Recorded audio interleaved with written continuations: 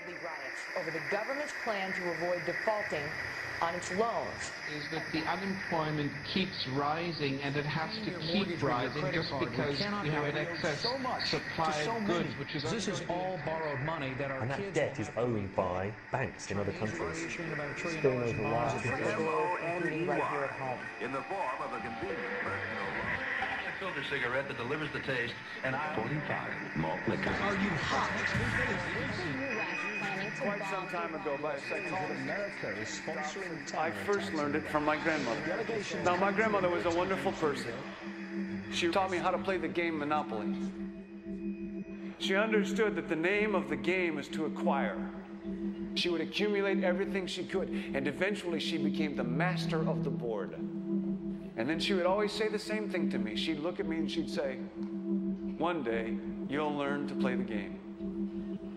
One summer, I played Monopoly almost every day, all day long. And that summer, I learned to play the game. I came to understand the only way to win is to make a total commitment to acquisition. I came to understand that money and possessions, that's the way that you keep score. And by the end of that summer, I was more ruthless than my grandmother. I was ready to bend the rules if I had to win that game.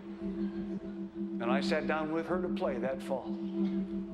I took everything she had. I watched her give her last dollar and quit in utter defeat.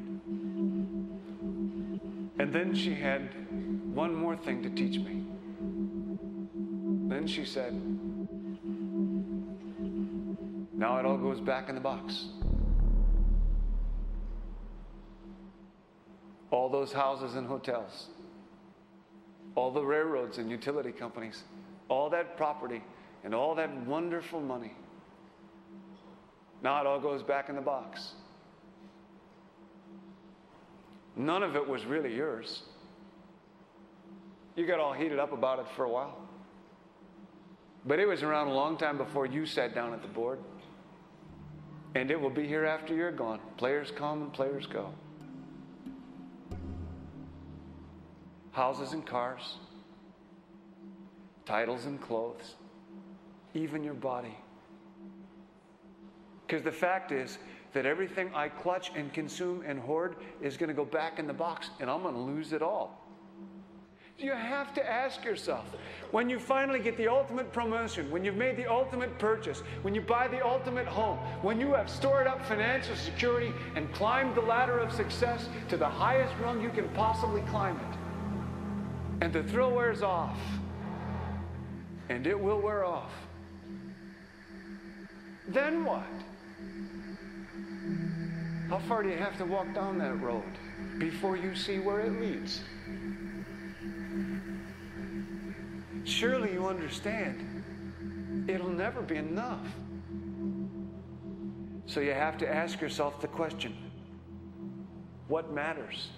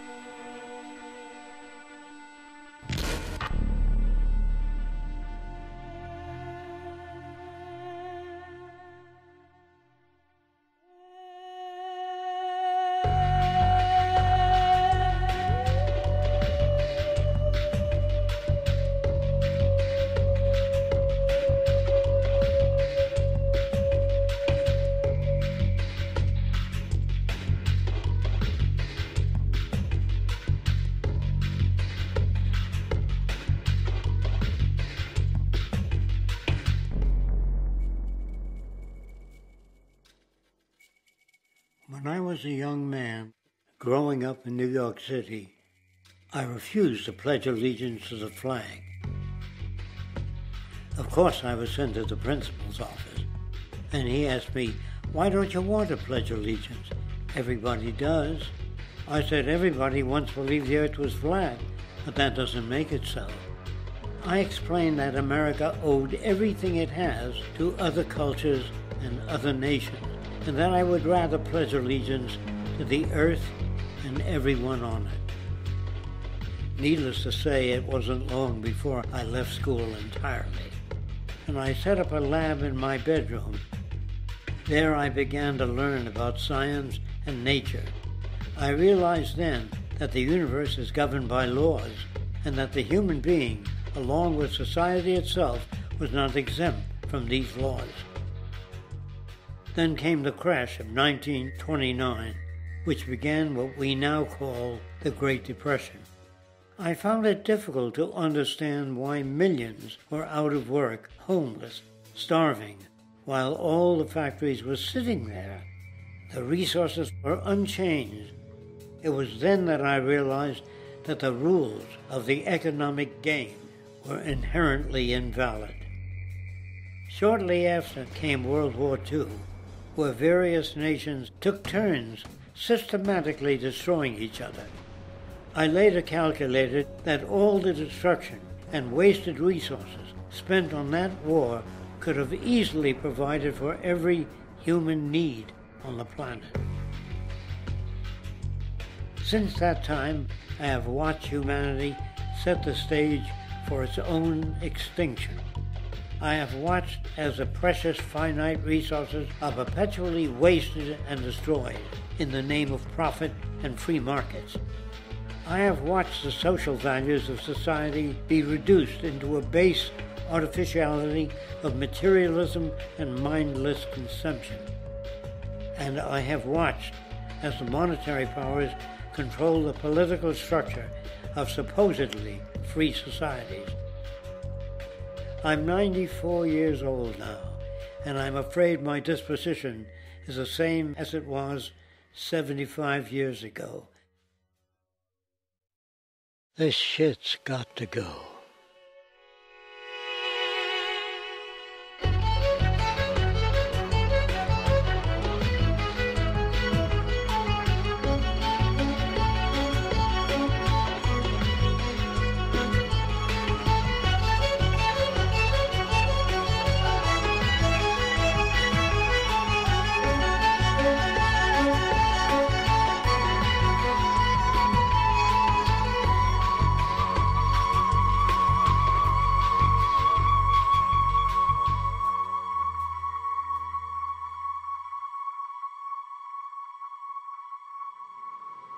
So you're a scientist, and somewhere along the way, hammered into your head is the inevitable nature versus nurture, and that's at least up there with Coke versus Pepsi or Greeks versus Trojans.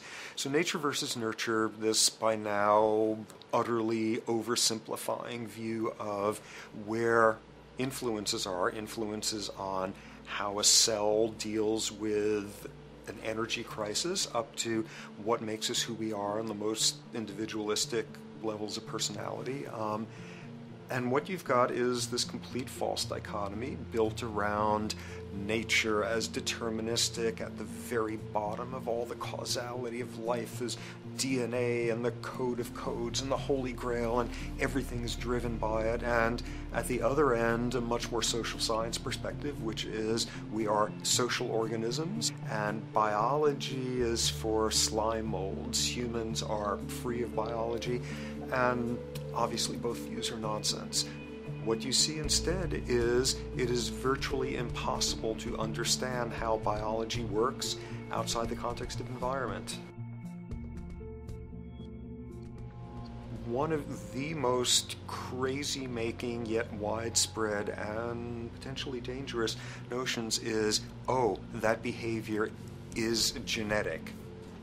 Now, what does that mean? It means all sorts of subtle stuff if you sort of know modern biology, but for most people out there, what it winds up meaning is a deterministic view of life, one rooted in biology and genetics.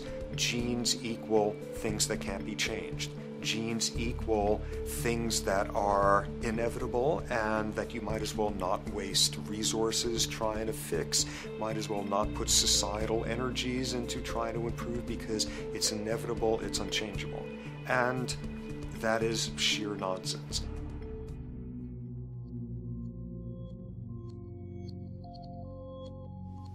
It is widely thought that conditions like ADHD are genetically programmed, conditions like schizophrenia are genetically programmed. The truth is the opposite. Nothing is genetically programmed. They're very rare diseases. I mean, a small handful, extremely sparsely represented in the population that are truly genetically determined. Most complex conditions might have a predisposition that is a genetic component, but a predisposition is not the same as a predetermination. The whole search for the source of diseases in the genome was doomed to failure before anybody even thought of it, because most diseases are not genetically predetermined. Heart disease, cancer, strokes, rheumatoid conditions, autoimmune conditions in general, mental health conditions, addictions, these are none of them genetically determined. Breast cancer, for example, out of 100 women with breast cancer, only 7 will carry the breast cancer genes. 93 do not. And out of 100 women who do have the genes, not all of them will get cancer.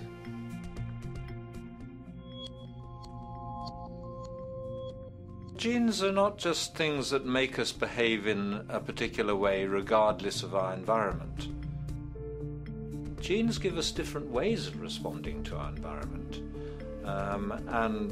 In fact, it looks as if some of the early childhood influences of a kind of child rearing affect gene expression, actually turning on and off different genes to put you on a different developmental track, which may suit the kind of world you've got to deal with. So, for example, a study done in Montreal with suicide victims looked at autopsies of the brains of these people. And it turned out that if a suicide victim, these are usually young adults, had been abused as children, the abuse actually caused a genetic change in the brain that was absent in the brains of people who had not been abused. That's an epigenetic effect. Epi means on top of, so that the epigenetic influence is what happens environmentally to either activate or deactivate certain genes. In New Zealand, there's a study that was done in a town called Dunedin, in which a few thousand individuals were studied from birth up to into their 20s. What they found was that they could identify a genetic mutation, an abnormal gene, which did have some relation to the predisposition to commit violence, but only if the individual had also been subjected to severe child abuse. In other words, a child with this abnormal gene would be no more likely to be violent than anybody else, and in fact they actually had a lower rate of violence than people with normal genes, as long as they weren't abused as children.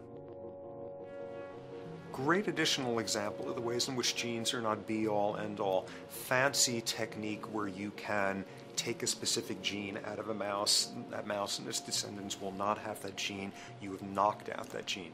So there's this one gene that codes